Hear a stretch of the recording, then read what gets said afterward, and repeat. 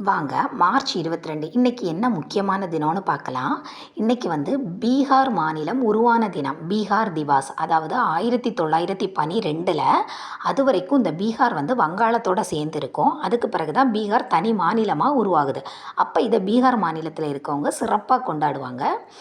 அடுத்த 1913 இது பக்கத்தில் வரனால அதை சொல்கிறேன், சைடாக மைண்டில் வச்சுக்கோங்க. நம்ம ரவீந்திரநாத் தாகூர் வந்து கீதாஞ்சலி நூலுக்காக நோபல் பரிசு வாங்குவார்ல, அது 1913. அடுத்து பார்த்தோன்னா இதே வருஷத்தில் என்ன நடக்கும்னா, பாரதியார் வந்து கீதையை வந்து தமிழில் மொழிபெயர்ப்பார், சமஸ்கிருதத்தில் இருக்கிறத. அடுத்த உலக நீர் தினம், இது நமக்கு எல்லாருக்கும் தெரியும். உலக தண்ணீர் தினம், நீர் தினம் எல்லாமே மார்ச் 22 தான். 1992 ரியோ டி ஜெனிரோவில் சுற்றுச்சூழல் மற்றும் மேம்பாட்டு மாநாடு நடக்குது. அங்கே தான் இவங்க வந்து நம்ம ஒரு தண்ணீருக்காக ஒரு தினம் கொண்டாடலாம் அப்படின்னு சொல்லிட்டு உலக நீர் தினத்தை 1993 கொண்டாடுறாங்க. அப்போ இந்த மாநாடு நடந்த வருஷம், இது பாலிட்டி சம்மந்தமாக ஏதாவது ஞாபகம் வருதா? 73 74வது சட்ட திருத்தம் பஞ்சாயத்து ராஜுக்கும் நகராட்சிக்கும் கொண்டு வரப்பட்டது இதுதான்.